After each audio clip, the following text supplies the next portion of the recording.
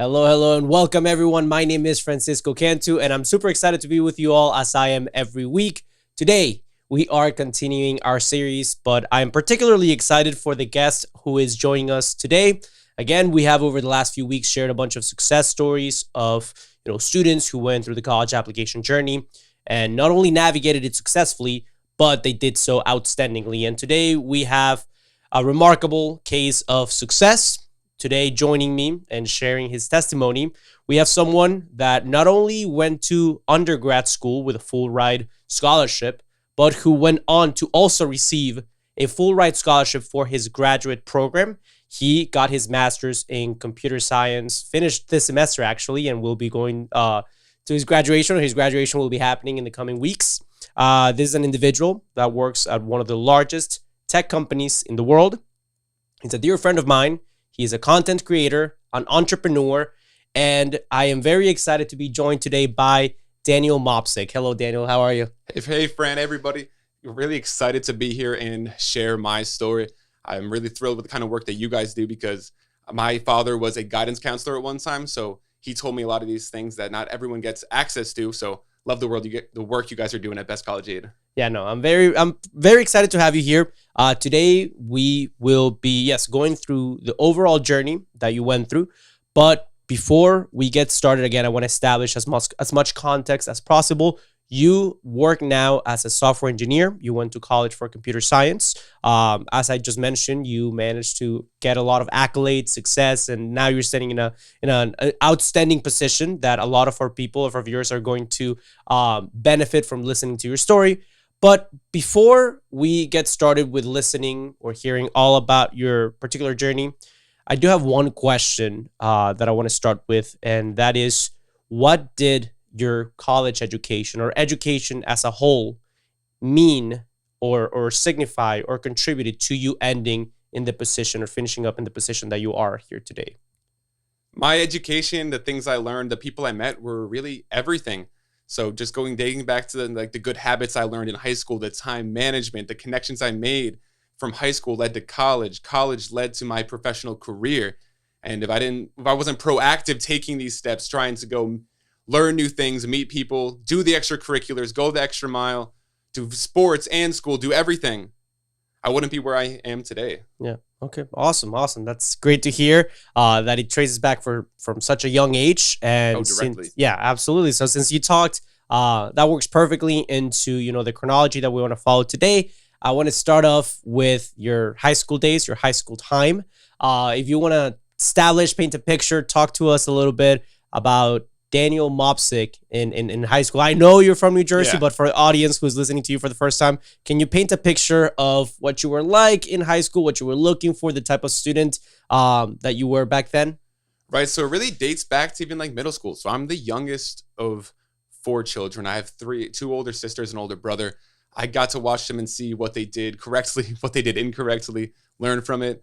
I come from a family that works a lot in education.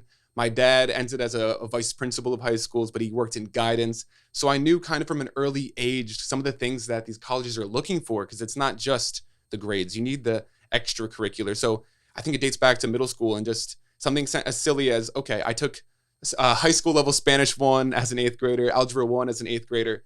And those little things that lets you take AP Calc as a senior. And then you're getting college classes because of a decision you made in 6th and 7th grade to do your homework. So it all goes back to there and just building a solid base, building those study habits, building up the extracurriculars. Because again, the colleges what you want to see. I'm an Eagle Scout, so I did Boy Scouts and then I did sports. And that ended up, spoiler alert for later, that ended up being something that differentiated me from other candidates for my scholarship.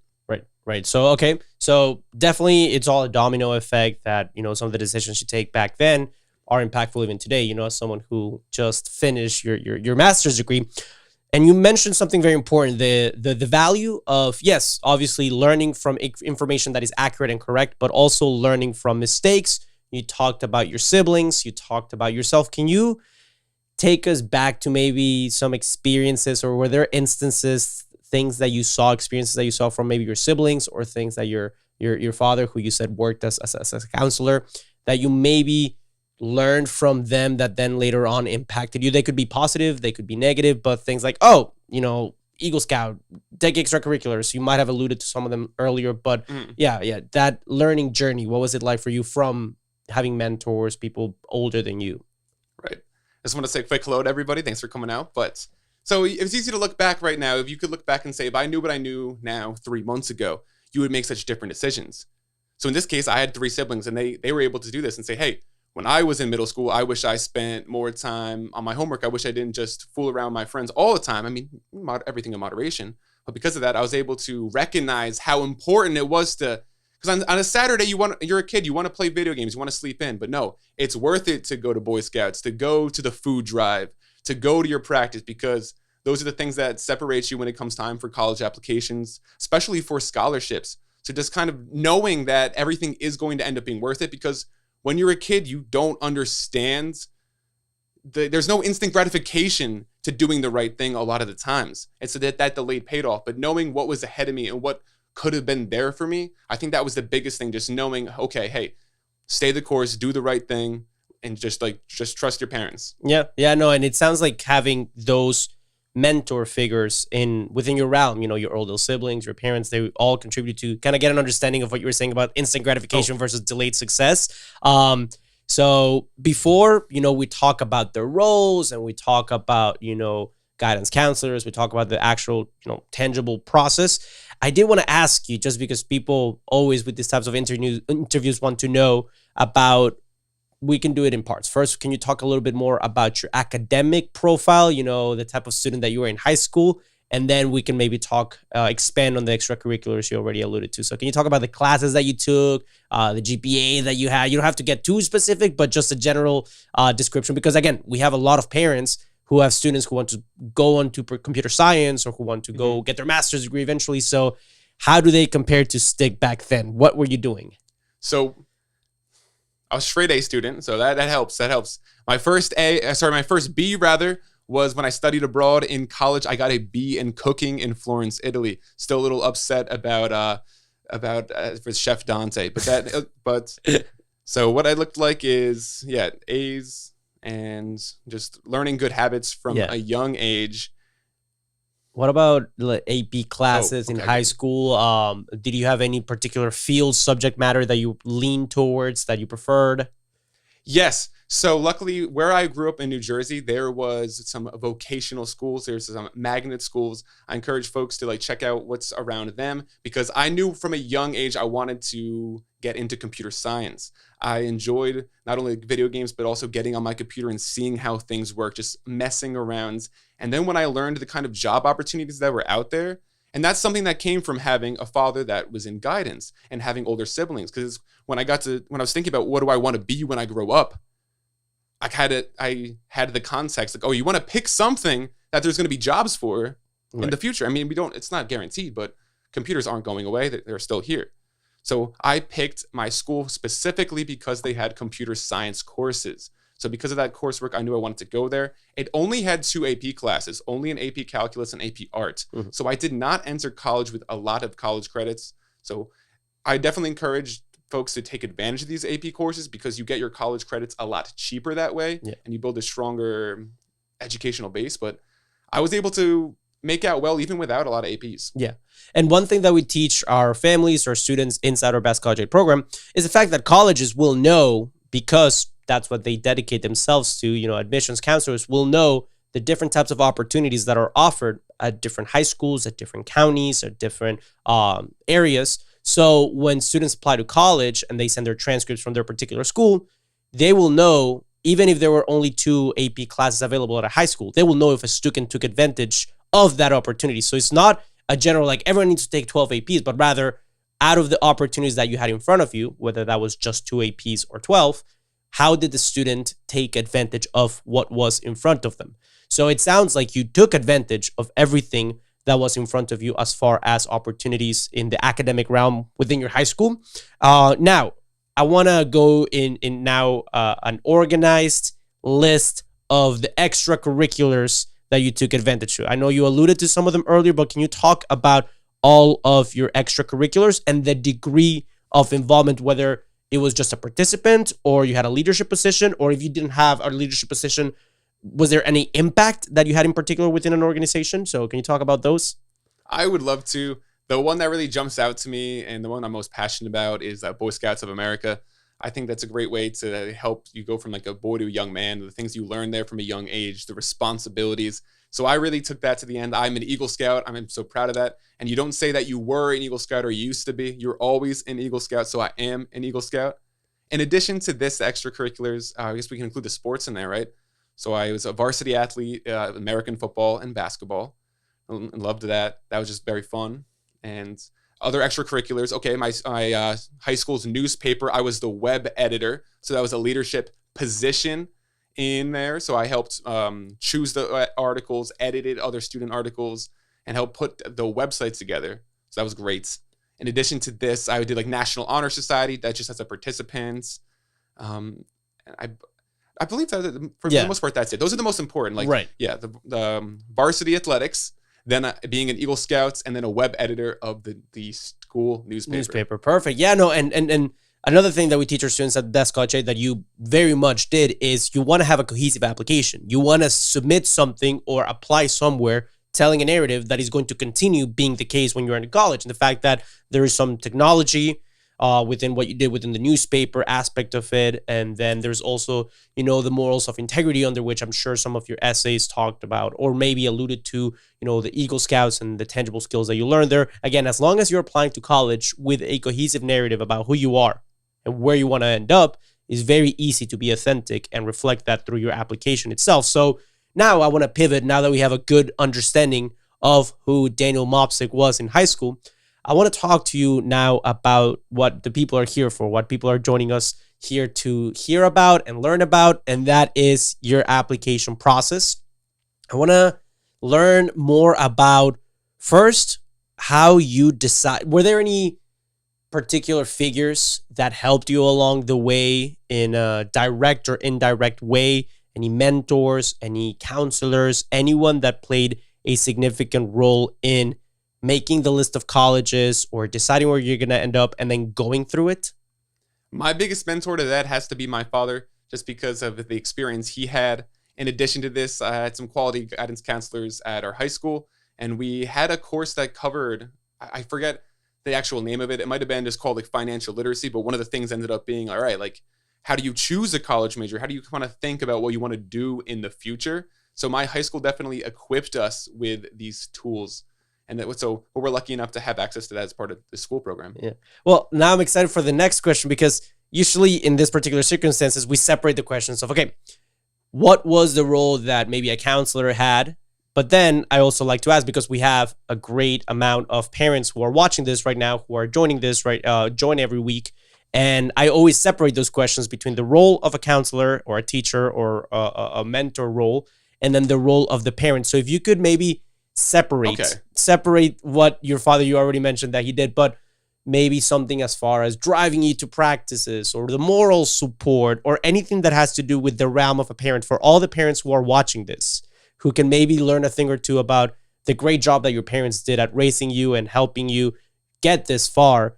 What would you say was the most important thing that your parents did that some of our audience who are parents can maybe emulate or learn from or appreciate?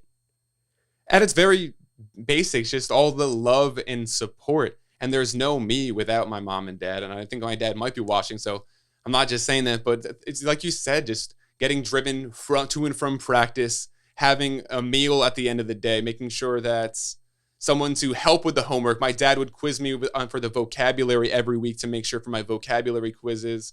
So apart from all like the actual like mentorship of here's how you make a college list, that kind of stuff, just what is the word? The fuel, the supports, and without, what is it called? The intangibles. Yes.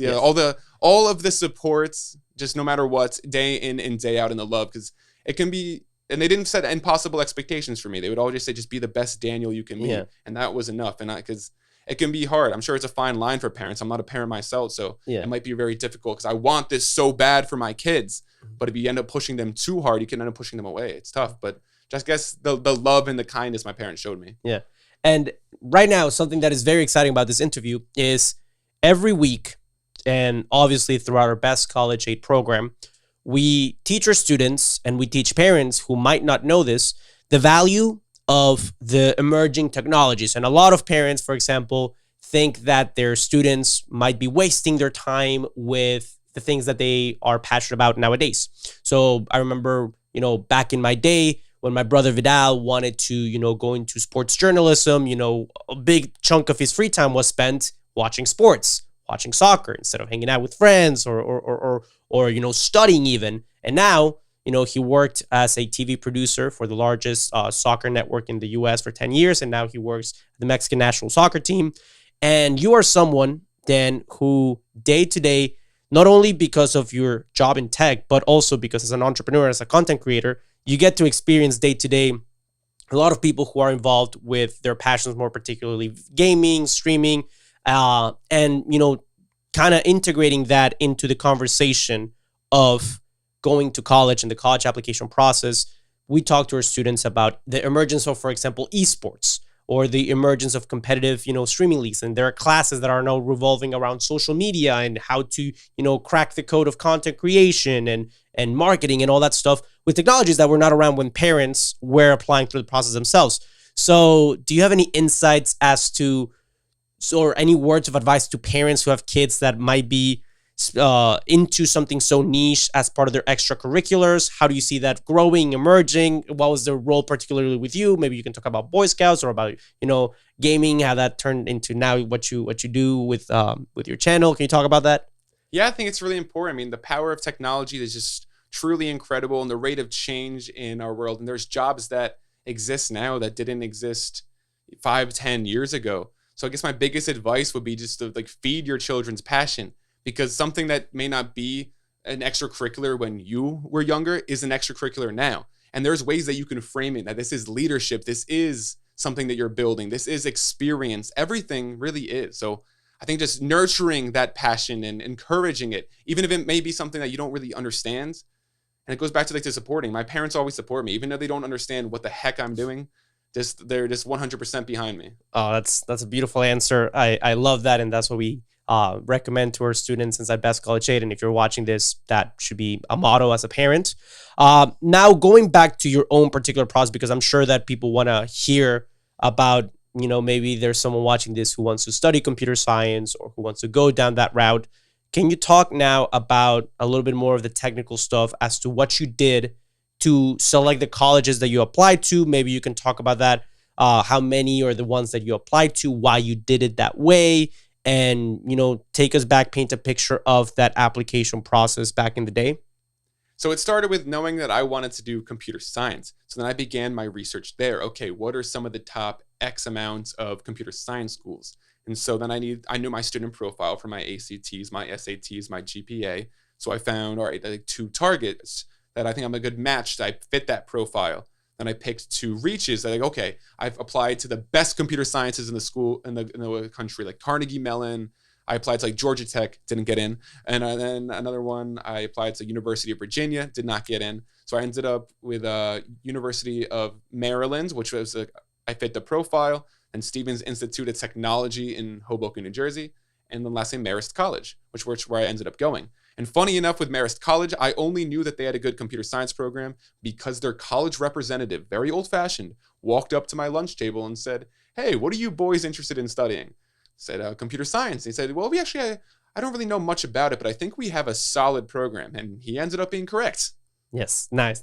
So then what happened after you identified who this representative was and they shared, something that made you interested in Marist College? What was the importance, or what was that dynamic of nurturing that relationship, if any at all, with this admissions representative? Surprisingly enough, this relationship, I think, was really key to me ended up getting the scholarship that I got.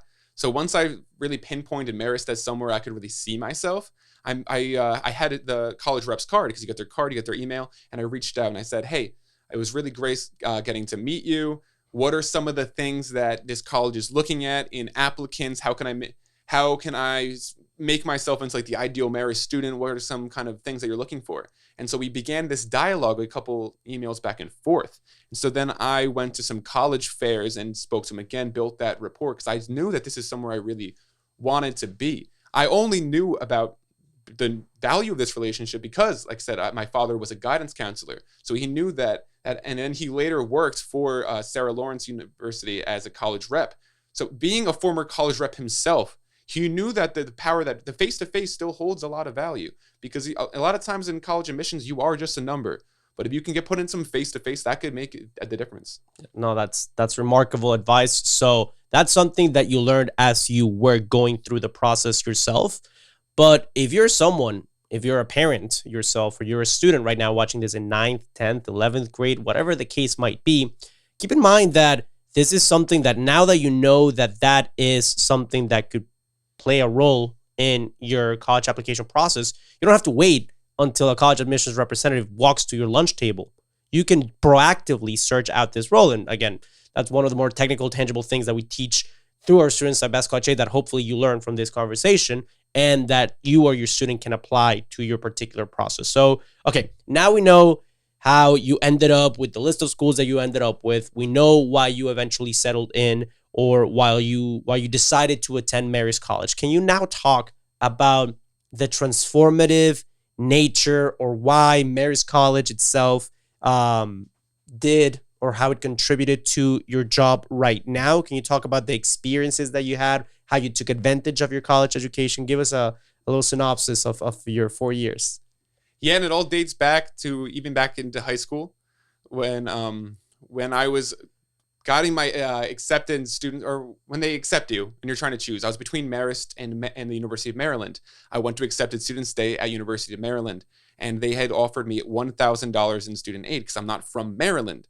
And we went into the student aid office and I said, hey, I really want to go here. Is there anything you can do for me? And they looked at me and my parents and they said, what state are you from, son? I said, I'm from New Jersey. So we don't owe you a thing. And that was that. And so I sat back in the hotel room and I'm thinking, I did all this work. I did everything. And it's still, why am I not getting the big scholarship? Because, you work all this. And that is when I got the call from Marist College that I was up for an endowed scholarship. So that is a private donor named it after their favorite professor. And then I ended up getting to be taken onto campus for like a private tour. They wanted to interview me, make sure I was actually up to snuff, that I wasn't just lying on my resume. And there I met a student who ended up becoming the student body president. And so it all matters because I got involved with the student government. And because I got involved with the student government, I helped recreate their website, which led me to my next opportunity working at the Marist College Library, which led me to my next opportunity of my internship at IBM. And then that turns into a job. So it's all directly related. You have to say yes to these opportunities. They say that luck is when preparation meets opportunity. And if you don't say yes, if you're not proactive, you're never going to achieve these things. So I'm very fortunate. I'm very blessed. But you have to put yourself out there. You have to be the man in the arena. Right. Yeah. No, awesome. I love that. And something that I want to dive deep a little bit here is, okay, we talked about when you were making your list of colleges, you selected one of the main criteria. Was obviously computer science being, a driving force. Obviously, if you go to college, you want to study what you want to study. You don't want to settle, change majors. Eventually, you're going to have to transfer, drop out, study something you don't want to, waste time, money, and effort. But another big criteria that it seems like you learned this one through trial and error was selecting universities that will extend financial aid policies to households or families that are in your particular situation. So it sounds as though by applying to a university that only extended particular financial aid policies to the residents, you maybe missed out, or maybe you wasted time and effort applying to this particular school. And again, if you're watching this, that's the whole point of this channel, and what we're trying to do is to learn from each other. So it is very important to look at the financial aid policies and the particular intricacies of whether it's an in-state school, an out-of-state school, and what they look at in order to extend this particular awards. And then, as it sounds like for you, Marist College had a particular funding program that was very, very fitting for you, that you were very blessed, but also you worked really hard to obtain. So that's awesome. Okay, so Marist College paid for. You got to, take advantage of these opportunities. You got your internship at IBM. Can you now talk to us a little bit about what happened towards the tail end, towards graduation, what you did afterwards? How did college set you up for the professional aspect of life? What all parents are looking forward to, how were you set up for your adult career after college or because of college? Yeah, my program at Marist College helped me put my foot in the door, give me a chance to show what I got at my internship and gain that experience. And there's really no replacing the actual job experience if you're interested in computer science. You just have to go in there, actually do some development, do some coding. And we got a lot of good project experience in the classes that prepared me to extend that to my internship. And luckily, I was able to get a job offer before the end of my senior year. So that way I was able to graduate with a job in hand. So I think I was definitely prepared in and out of the classroom, but the best experience I got was in the internship. Cannot recommend doing those enough. Yes. And on the same line or along the same train of thought of computer science, based on your experience as someone who not only got a job at a top tech company in the world, but who also got your master's degree, which we can dive into a little bit later, do you have any other advice? What is your top advice for aspiring computer scientists or parents who are having their kids in high school right now who are thinking about computer science? Can you condense it to, oh, this is what you have to do?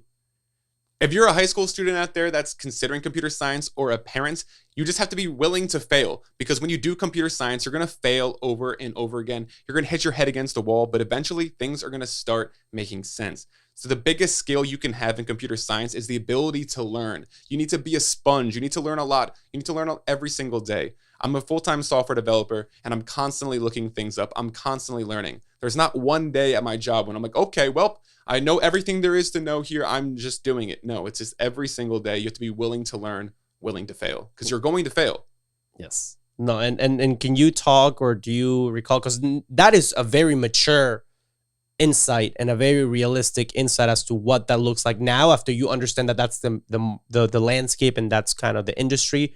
But can you recall maybe when you were first getting started, maybe in high school or in college when you got your first classes or experiences? Can you recall an instance, or do you have any stories of failing in that particular realm of computer science and how you reacted, and maybe something that people can learn? Oh, well, I'm just going through it right now, or I'm about to go into it right now. Oh, big time. The first couple programming assignments you get, half of the battle is just getting the program to open, your IDE, your development environment to just open on your laptop, open on your computer, especially if you're doing Java, you're doing Python. Nothing's working, and you just want to print hello world. But my advice to you is just ask for help. But before you ask for help, just try. Try as far as you can, and then ask a specific question. But then if you ask for help, someone has most definitely had the same issue that you have before.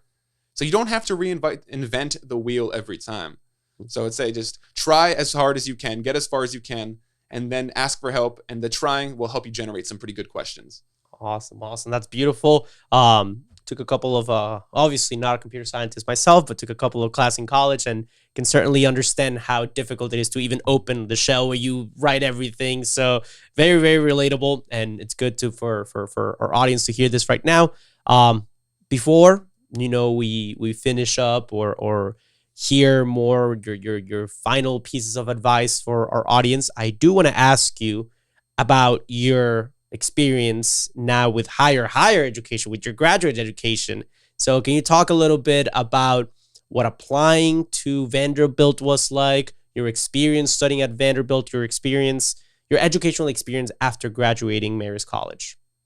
I'm not someone who was interested in the master's degree or like any education. Once I was done with undergraduate, I was like, let me go work. Let me go out there in the real world. But then I found out that you don't have to just do undergrad and then master's degree. You can go back and revisit your degree, especially if you end up in a corporate position as I am. You should take a look at the benefits at your job if you are in the professional world, because there's a good chance that your company offers some sort of matching or some sort of incentive for you to go back to your school and better yourself. So I would be open to those opportunities. And if you're thinking about, because there's a lot of opportunities in, all right, you can do a 5-year plan and you can do your undergraduate and 1 extra year for master's. Maybe if you don't know it's for you, you can wait and find out and always go back later. In my case, I wasn't interested. I wanted to work, but then I saw, okay, my company will pay for folks to go back and get their master's degree. So I'm going to go ahead and I'm going to pursue that. Yeah. Awesome. And then what was pursuing that like? Or can you talk about, oops, I'm sharing a comment right here. My king. Yeah, I'm sharing some of the comments. Love Dan, Thanks you for dropped this. Great advice, Dan. Yeah, thank you so much for everyone who's been engaging with today's live stream, whether it was on TikTok, YouTube, Facebook. We still have some more insightful questions from Dan that I'm going to ask, but I do want to hear about what that educational experience was like throughout your master's degree program. Can you talk about the specifics of it, the greatest challenges, the greatest rewards? Can you give our audience a little bit of insight as to what a graduate education looks like? It's an exercise in time management, working full time and then taking this on at the end of the workday. It's really going to test your will, how bad, your drive, how bad do you want it? But it sharpens you, it makes you stronger, and it really sharpens your technical skills, because at the graduate level, you're able to get into these advanced topics. And especially in someone like computer science, I got to explore artificial intelligence, digital forensics, quantum computing, because yes, AI is coming. It's not going to replace all of us, it'll replace a lot of us, but you got to either get off the tracks or get on the train. So I'm learning AI. So if you are a parent or a student that's interested in computer science, you shouldn't be scared away from it. You should still do computer science, but just be willing to learn AI, because there's going to be folks that need to use it. Get off the tracks or get on the train. I love that, and I'm going to start using that whenever I'm speaking. Whenever I'm speaking, it's applicable. Speaking of getting on the train, before we finish up this lecture, which again, thank you so much for taking the time to give all these valuable insights. I know that it's hard to go back to so long ago when you were first going through the college application process, when you were first making that list of schools. But again, that is where most of our audience is at right now, whether they're the students themselves or whether they are parents who are starting. So as a parting thought, if you could go back to talk to yourself, or assume that your parents are not as knowledgeable as they actually were, speaking to our audience who are parents who are scared right now, who are panicking because they don't know how the system works, they don't know what their kids are going to do, they don't understand.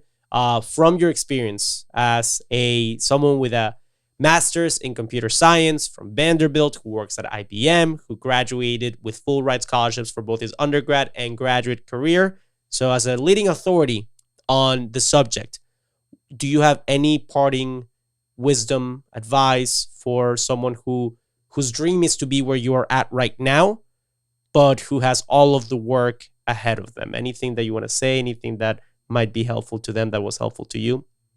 Yeah, well, that's why one of the reasons why I really am passionate. I love what you guys are doing with Best College Aid, because I understand the privilege and blessing I had to have a knowledgeable parent, which maybe I wouldn't be here without that, but you're providing this kind of access.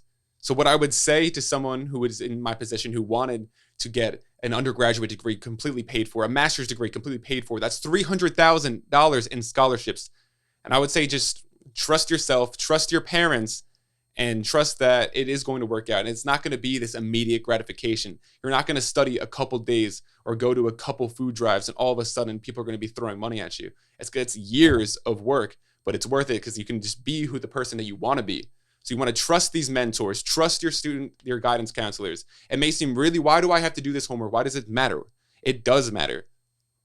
That's awesome. And if you are a parent who, again, wants to, following this advice, wants to get educated on how you can help your child, well, number one, you are on the right track because you're here. You're watching these sort of contents that will, help you learn what you then need to teach or advise your student to do.